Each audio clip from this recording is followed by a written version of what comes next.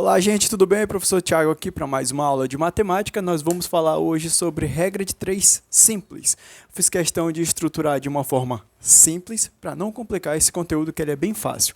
Você só precisa saber os princípios de equações e alguns outros tipos de cálculo bem simples, como multiplicação e divisão. Dê uma olhada aqui, ó.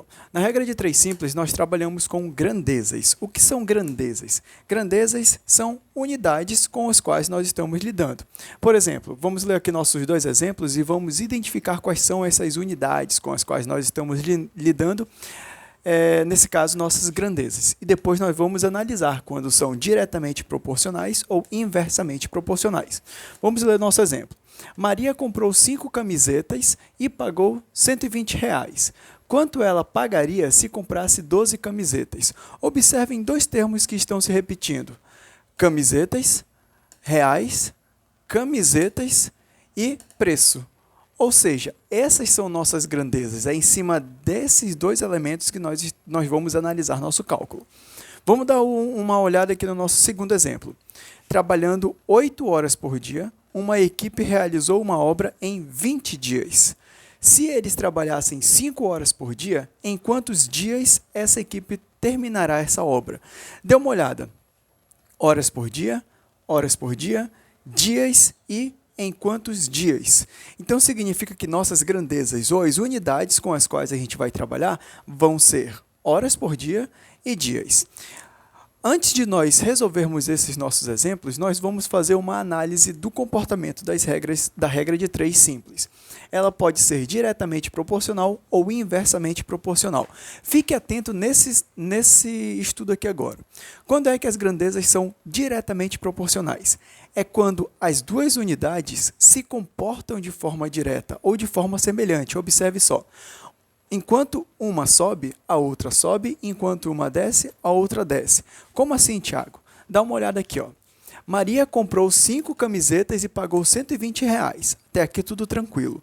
Quanto ela pagaria se comprasse 12 camisetas? Parou. Era 5. Foi para 12? O que vai acontecer com o preço? Vai subir. Agora observa. O preço, a quantidade de camisas sobe, a quantidade do preço também vai subir. Se eu quisesse comprar menos camisas, o preço iria ser menor. Ou seja, quando uma sobe, a outra sobe. Quando uma desce, a outra desce. Dá uma olhada como é a inversamente proporcional. Enquanto uma sobe, a outra desce. Se uma descer, outra vai subir. Vamos ler aqui nosso exemplo e observe como acontece o trabalho em torno das inversamente proporcionais, das grandezas inversamente proporcionais. Trabalhando 8 horas por dia, uma equipe realizou uma obra em 20 dias. Parou. Vamos analisar. Se eles aumentarem a quantidade de horas trabalhadas por dia, você não concorda que a quantidade de dias vai diminuir? E se eles diminuírem a quantidade de horas trabalhadas por dia? Você não concorda que eles vão demorar mais para terminar essa obra? Está aqui, ó, inversamente proporcional. Quando uma sobe, a outra desce. Quando uma desce, a outra sobe. Nesse nosso exemplo, a quantidade de horas vai descer e a quantidade de dias vai subir. Inversamente proporcional. Visto que nós vamos estar trabalhando com equações que vão envolver frações, esse daqui vai ser o comportamento das nossas frações. Observe só, as grandezas vão estar organizadas. Por exemplo, A e B são a mesma grandeza, C e D são uma segunda grandeza. Se elas forem diretamente proporcionais, nós vamos fazer o cálculo chamado de meios por extremos. Certo? Meios por extremos nós vamos igualar, ou seja, A multiplica com D e C multiplica com B. Nesse caso aqui da inversamente proporcional, a gente vai trocar o nosso cálculo. A e B são unidades semelhantes, C e D também são unidades semelhantes, só que aqui nós vamos fazer a operação em linha delas, né? Numerador com numerador, denominador com denominador. As nossas grandezas vão ficar A vezes C, aqui, e B vezes D, como aqui a nossa estrutura está mostrando. Inclusive, essa parte do nosso quadro é um resumo muito bom para você aí fazer um mapa mental das relações de grandezas diretamente proporcionais ou inversamente proporcionais. Vamos resolver nossos exemplos. Bora lá, bora lá, bora lá. Vamos ler novamente, né? Já sabendo em qual dessas duas situações acontecem, elas se encaixam e a gente vai ficar bem fácil de a gente resolver. Bora lá. Maria comprou 5 camisetas e pagou R$ 120. Primeiro, unidades, camisetas e preço, né?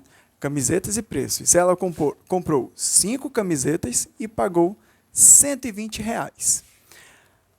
Quanto ela pagaria se comprasse 12 camisetas? Quanto ela pagaria? Ou seja, nós estamos querendo saber o preço. Aí nós vamos colocar o X. Só uma observação. Dá uma olhada quantos valores estão sendo conhecidos e quantos valores estão sobrando. 1, 2, 3. E por causa desses 3 valores, nós vamos encontrar um valor desconhecido.